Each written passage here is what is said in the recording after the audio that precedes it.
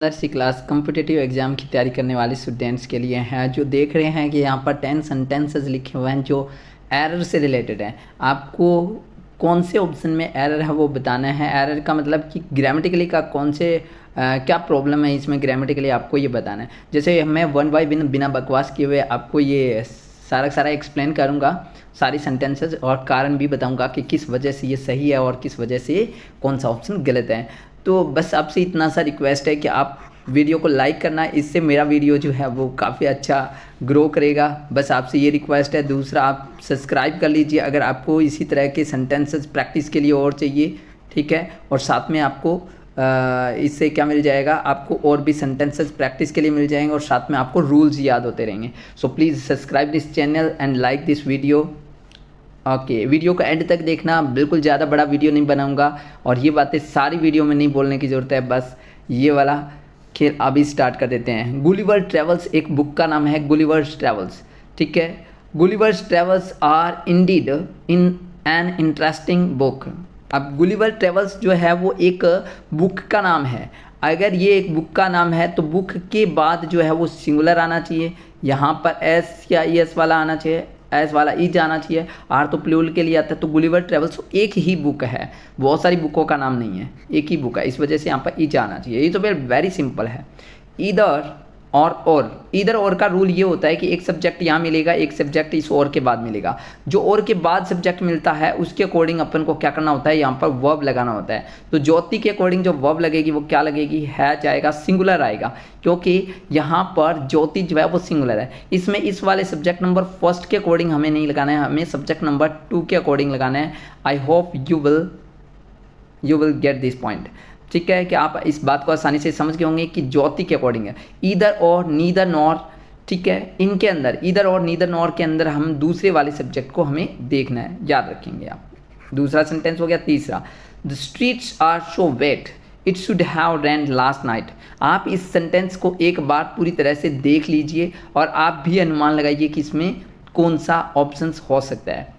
तो streets are so wait यानी कि गलियां सारी की सारी गिल्ली हो चुकी है, काफ़ी गिल्ली हो रखी है। सो वेट का मतलब काफ़ी गिल्ली हो रखी है। It should have rain last night, आनी चाहिए थी, कल आनी चाहिए थी नहीं, अवश्य आई होगी। अवश्य के लिए आप यहाँ पर शुड की जगह पर लगाएंगे मस्ट हैव रेन्ड हो जाएगा। अवश्य यहाँ पर क्या है, पिछली रात को बारिश भी होगी, इसी वजह से तो ये गिली है गलियाँ, ठीक है, ये गलियाँ क्या है, गीली है। तो आपका ऑप्शन हो जाएगा ये सी, ठीक है। आप इसमें ऑप्शन लगाएंगे सी, ऊपर वाले में ऑप्शन था आपका फिर सी, और इससे ऊपर वाले में आपका ऑप्शन था ए बी, ठीक है। तो आपका इसके अंदर जो है आपका क्या हो जाएगा, मस्ट हैव रेन्ड हो जाएगा, ऑप्शन सी आपका क्लिक हो जाएगा, ठीक है। 3 सेंटेंस हो गए हैं। Number 4, over vaccines is between 12 May to 12 June. यानी वैक्सन यानी छुट्टियां जो है हमारी जो है वो कब से कब तक है। तो मैं आपको एक सीधी सी बात बता देता हूं कि आपको हमेशा याद रखना है कि बिटवीन के साथ आपका एंड आता है, बिटवीन एंड होता है, फ्रॉम टू होता है। आपको याद रखना है कभी भी फ्रॉम लगा हो तो फ्रॉम के साथ क्या आएगा, टू आएगा, बिटवीन एंड होता है, ये चीज़ आपको याद रखनी है। तो इसके अंदर बिटवीन के बाद आपका जो कनेक्टिविटी वर्ड है वो टू ने आकर के एंड होना चाहिए। तो आपका ऑप्शन क्या हो जाएगा, सी हो जाएगा, ठीक है। अब आगे, he is very angry on me because I fail to return his book, ठीक है। क्या वह मुझ पर गुस्सा होता है, तो मैं आपको बताऊंगा कि एंग्री जो वर्ड होता है, एंग्री वर्ड के साथ किसी व्यक्ति का संबंध, जब पर्सन की बात होती है, किसी व्यक्ति की बात होती है तो विद आता है, ठीक है। नहीं तो इसके साथ एंग्री एट आता है, वो किसी वस्तु के लिए। लेकिन यहाँ पर तो बात किसकी चल रही है, पर्सन की चल रही है। एंग्री एट विद मी होना चाहिए, यहाँ पर क्या होना चाहिए, विद मी होगा यहाँ पर।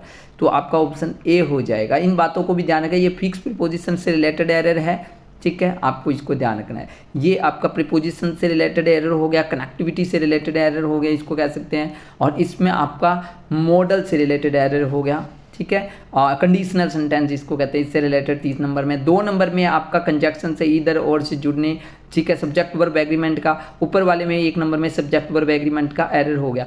अब आगे, सोशल एक्टिविटीज वोर मर्डर इन कॉल्ड, ठीक है। अब एक्चुअल में ये जो सोशल एक्टिविस्ट जो है, सामाजिक कार्यकर्ता जो है, उसका जो है क्या हो गया है, मर्डर कर दिया गया है। तो मैं आपको एक बात बहुत इंपॉर्टेंट बता देता हूँ कि जो ये बी की फॉर्म होती है, इसका जो बी का जो रूल होता है ये होता है कि बी के बाद अगर कोई वर्ब आएगी तो वो ये आईएनजी फॉर्म में आएगी, यानी कि वो टेंस होगा।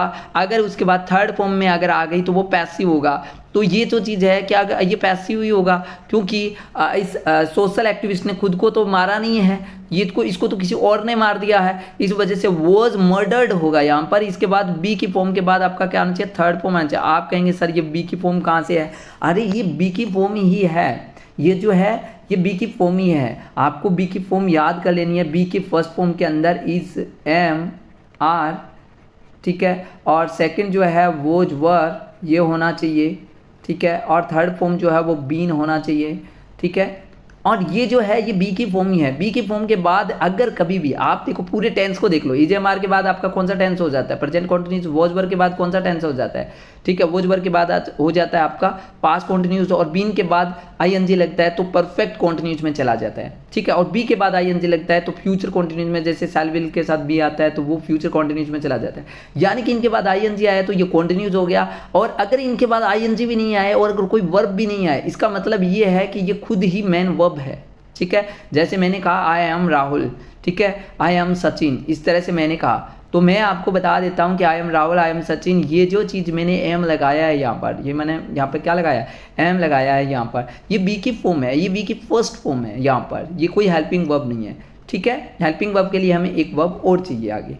सो ओके देन, अब आगे बात करते हैं। ये सारी चीज़ें मैंने बताई क्योंकि आपको बताना बहुत ज़्यादा ज़रूरी था। नंबर 7 आपका है the train will not start until the guard will blow the whistles, ठीक है। ट्रेन स्टार्ट नहीं होगी, कब तक स्टार्ट नहीं होगी, जब तक जो है वो जो रक्षक है, गार्ड जो है, ठीक है, वो विसल नहीं ब्लो कर दे, बजा नहीं दे। तो आपको मैं बता देता हूँ कि ये जैसे अंटिल है, ठीक है, अंटिल है, आपका टिल है, और ये जो भी कंडीशनल टाइम का बताने वाला या शर्त बताने वाले अनलेस है, इनके बाद आपको कभी भी कोई भी मॉडल नहीं लगाना होता है, इस वजह से यहाँ पर विल नहीं आएगा, सीधा गार्ड ब्लोज, ठीक है, एस लग जाएगा इसके साथ, the guard blows the whistles.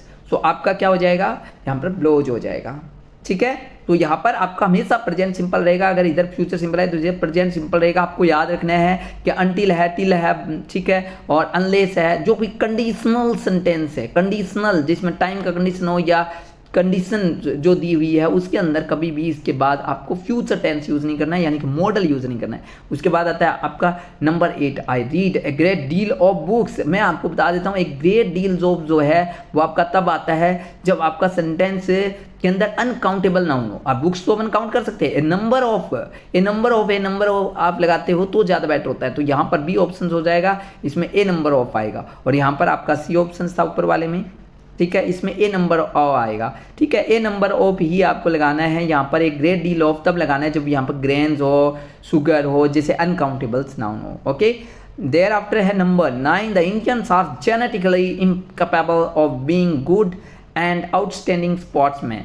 So I would like to tell you about it that, इसके बारे में मैं आपको कहना था इंडियंस के अकॉर्डिंग आर भी सही है, जेनेटिकली इनकैपेबल यानी योग्य नहीं है, इनकैपेबल के बाद आईएनजी आता है, ये भी सही है, ठीक है। गुड योग्य नहीं है, आउटस्टैंडिंग स्पोर्ट्समैन नहीं, ठीक है, होने के योग्य नहीं है इंडियंस जो है, ठीक है। जेनेटिकली नहीं है, जेनेटिकली कौन से आते हैं आपको अच्छे से पता है, जेनेटिकली अनुवांशिक रूप से, यानी बचपन से ही पहले से ही। तो एक्चुअल में इसमें कोई एरर नहीं लग रही है, इसमें नो एरर हो जाएगा नंबर डी के अंदर। उसके बाद है equator divides the earth into 2 hemisphere, ठीक है। तो इक्वाटर जो होता है, इक्वाटर जो है वो 2 भागों में बढ़ जाता है, ठीक है, इंटू दो। इक्वाटर जो है वो धरती को 2 भागों में बांटता है, ठीक है, ठीक है, 2 हेमिस्फीयर में बांटता है, ठीक है। इक्वाटर जो होता है, इक्वाटर से पहले आपको दी लगाना ही पड़ेगा, ठीक है। इक्वाटर से पहले आपको क्या लगाना पड़ेगा, दी लगाना पड़ेगा, ठीक है, आपको दी लगाना पड़ेगा। ये फेमस है, इसमें आर्टिकल से रिलेटेड पहला एरर आया है, ठीक है। मैं आशा करता हूँ आपको समझ में आया होगा। अगर आपको समझ में आया है तो प्लीज़ कैसे भी करके आप लाइक ज़रूर करना इसको, ठीक है, लाइक करना ताकि थोड़ा हौसला बढ़े, और चैनल को ज़रूर सब्सक्राइब करना ताकि हेल्प मिले मुझे, ठीक है। तो पहले के अंदर अपना बी ऑप्शन आया था, दूसरे के अंदर अपना फिर सी आया था, फिर अपना जो है ऑप्शन हुआ था सी, ठीक है, फिर अपना ऑप्शन हुआ था अपना ये सी फिर हो गया था, और उसके बाद अपना ऑप्शन हुआ था ए, क्योंकि विद आना चाहिए था। फिर उसके बाद अपना ऑप्शन हुआ था, किसी को ऑप्शन का प्रॉब्लम होगी, इसमें वर्ब की थर्ड फॉर्म आना चाहिए था, ऑप्शन बी। उसके बाद अपना जो ऑप्शन हुआ था वो आया था सी, ठीक है। और उसके बाद जो अपना ऑप्शन हुआ था इसमें B to great deal of a number of आएगा, इसमें आपका नो एरर आया और इसके अंदर आपका जो है इसमें ऑप्शन ए आया। सो आई होप आपको सारे के सारे सेंटेंस समझ में आ गए होंगे और मैं आशा करूँगा कि आप नेक्स्ट वीडियो भी देखें। और नेक्स्ट वीडियो के लिए एक बार नेक्स्ट वीडियो मुझे लेके आनी चाहिए क्या, इसके लिए आप प्लीज़ कैसे भी करके कमेंट करके मुझे बताइए कि नेक्स्ट वीडियो लेके आनी चाहिए या नहीं आनी चाहिए, ठीक है। अगर लेके आनी चाहिए तो मुझे बताइए, मैं जल्द से जल्द आपको नेक्स्ट वीडियो इसके ऊपर दे दूंगा इसी एरर्स पे। अगर आप कहेंगे जो टॉपिक आप कहेंगे उसके ऊपर आपको वीडियो मिल जाएगी। Please subscribe and like the channel. Okay.